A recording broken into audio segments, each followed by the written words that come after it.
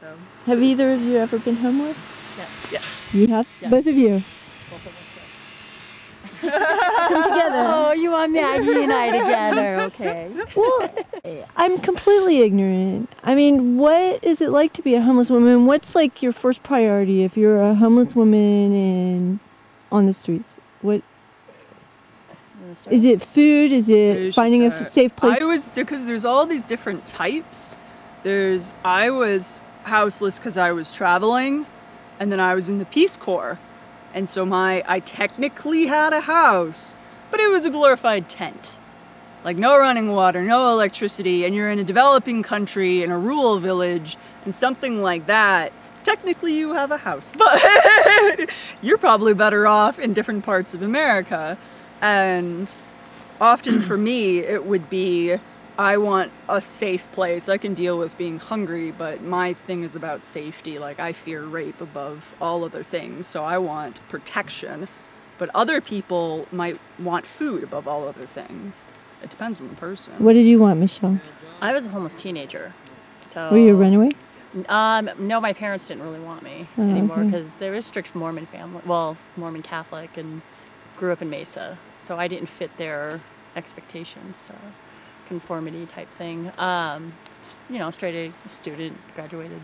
But I actually slept on the canal with the undocumented when I was in high school. So it was back in '93. I was trying to cover it up, and nobody, being a homeless teenager in Mesa, just wasn't heard of. So I had to cover it up and shower at the gym and learn how to get my hustle on. So you were going to school? High school? High school. Oh, I was sleeping along the canal with the, along the canal. The orange pickers, the undocumented. So you took your showers at school, got your meals at school? My friends kind of knew what was going on, so they took care of me. And then I'd sleep at friends' houses and bounce around. So it was worth it. I mean, I understand now why I went through what I went through, so it was all worth it. So that you could do this type of work. I understand. I don't have preconceptions. I don't have the idea that I'm going to go save everyone.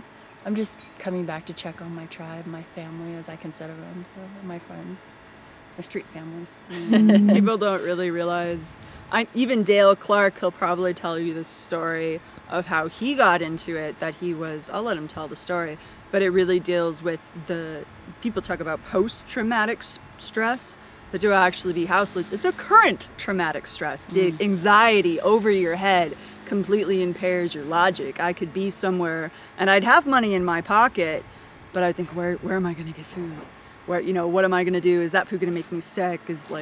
What is my next? When you constantly have this hanging over your head, it's very hard to think straight. And it's very hard, if you think of Maslow's hierarchy of needs, basic psychology 101. If you don't have shelter, food, and all of that at the very top, how are you going to fulfill yourself as a person? How are you going to being engaged in society, being helpful when you're all consumed with, I need to survive?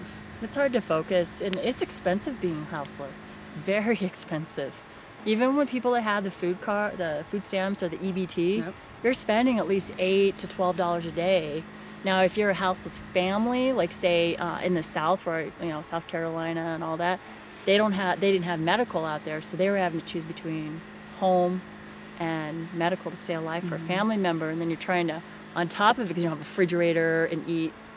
It's so you have to buy your food every day. Yeah, and you have to buy EBT cards, I don't think they'll let you buy like hot food. They won't. Right. They will not at all. You can buy it cold and heat it up, but think about what that is. What are you going to heat it up on? Microwave. A microwave in a Circle K. Yeah. But that means that you're eating at Circle K every day. That's expensive and that's terrible for you.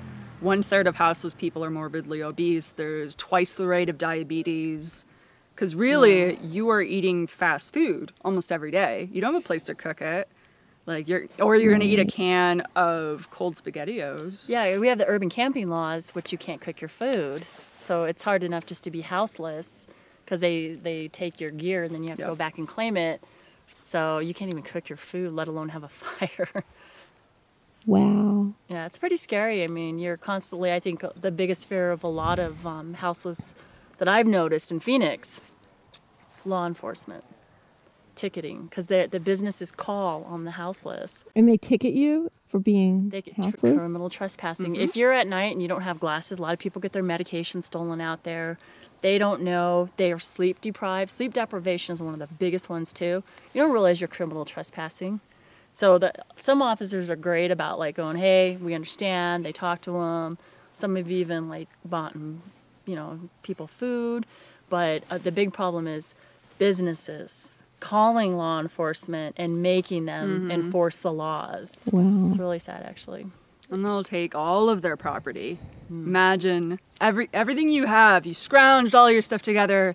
You worked and worked and worked, and you have, what you need to survive. And then a police officer takes it all away from you. Wow. Some of them do. It depends. It's up to the discretion of the officer. So you're huge discretion there to just like take every. There's decent officers, and then there's ones that just hate the houseless in which they would die, and they've told me that. And that happened businesses recently in have what told was me it, that. Colorado or New Mexico? New Mexico is shutting down a shelter right now. So New Mexico, some police officers shot a homeless person for camping in the Albuquerque. hills. Just let people be in their camps. They can Hoover take Hills. care of themselves. They're not bothering anyone out there or wherever they are for the most part. There are different villages. There's Opportunity Village and there's Dignity Village in Portland and Seattle. And that's what they're doing in their urban camps. But they've gone to their neighbors and said, this is what we're doing. This is who we are. Your children are safe. Everything's fine. But we're going to be here in camp. And they've gotten permission for the most part, and so they've built on that. But that gives people a way, if they don't want to be on the sidewalk, that gives them a place to go. Because if you think about just, I'm going to destroy this camp and I'm going to destroy this camp, that hurt all those people. I mean, in Tucson, it's a good 7,000, 8,000 people. Where are they going to go? You're not giving them a place to go if you're destroying everything. And the easiest, if you wanted to build beds for 8,000 people, how many years would that take? Take a very, very long time. So it's much easier to say, you guys can camp, change the urban camping laws, things like that. It's an immediate place for people to go. It's an immediate place, if you could build things like the dream boxes, that gives people an immediate solution, and that's why we're doing it. Yeah, this whole shifting of, like she said, the basic human rights needs of food, shelter, just sleeping. Sleeping is not a crime. We need to sleep. When officers are shifting or these businesses are shifting humans at night, you're not only terrifying them, it's a human rights violation. And they end up going crazy and they get misdiagnosed because they're sleep deprived.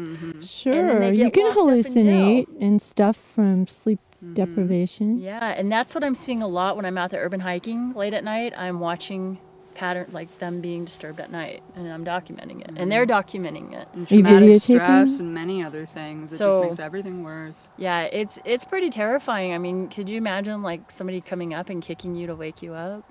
A female going through that? I shouldn't. What's the median age of people that you see? I mean, just sort of. I know that people don't normally live past 65. I'd say if they're on the streets. Yeah, 55. I'm nervous. I'm very nervous at 55. It's 1 to 6.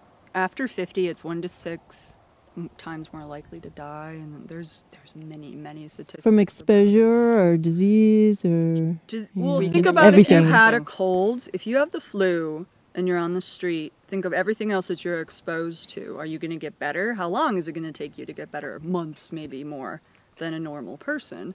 And so there are a lot of statistics that show that if you were to, that's why they have housing first programs in places like Utah, is because it costs the government so much more money for all these people to have to constantly go to the ER.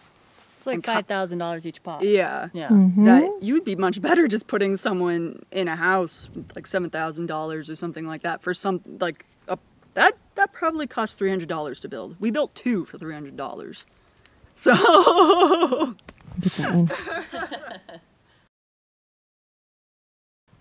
they could easily build tiny houses for people and let them stay. Or a lot of people don't want a house. They actually mentally cannot take it. Like a lot of veterans and people that were in prison can't take the walls. So they have a campground in Austin just outside where you're allowed to have whatever type of structure, shelter you wish to have. And that really is the best development for humans. One size does not fit all. Anyone can be houseless. Anyone at all. Millionaires to, middle class, anyone. So why would you do one size fits all when obviously you can never overestimate how different people can be? And you have to have all these different forms. How many kids are you seeing? Families with kids? I don't see a lot of kids, but I know that the majority of houseless in the United States are kids. Because if you think of, it's particularly bad with the recent recession. It's set so many families out onto the streets. And if, one family, how many kids? So therefore, it's just a numbers game. I deal with, or meet with a lot of families, but they're scared of CPS. So I don't tell anybody where they're at. It's not my business. Like hey, how many kids do you have? I don't head count them. Because they're already nervous and they're going, from weekly rental, and then they'll only be out there a few days and then they get into another. But again, if you have bad credit, or if your bank account, they come in and they take out your student funds, all of a sudden you're garnished, or a bad day. That's what people understand. It can happen at any time. If you're not making at least, I'd say like over $60,000, and you have your stuff starting to garnish, you're going to fall behind, and boom, you're on the streets. I mean, it literally can happen to anyone. There's even a police officer that's down in Phoenix, and she was at September 11th, wrote books, well-known. Well, she's actually a detective, medical. She's down at the shelter. She snapped, bad credit. Everything started coming down on her, and she's now houseless. So happens to anyone, like she said, even millionaires. Mm-hmm. There was like some Hallmark movie about a millionaire that became houseless because of something like Enron. So, and he had to tent with his family, but thankfully they had, tenting equipment because they probably had really nice gear from when. Yeah. And again, we're Phoenix. We're not allowed to have tents. No. Sleeping bags, mats. It's like pushing it already. Are you in Tucson or I'm Phoenix? in Phoenix. And you're in Tucson. I'm in Tucson. And Michelle and Maggie, can I use your names? Yep, absolutely. You have okay. our permission.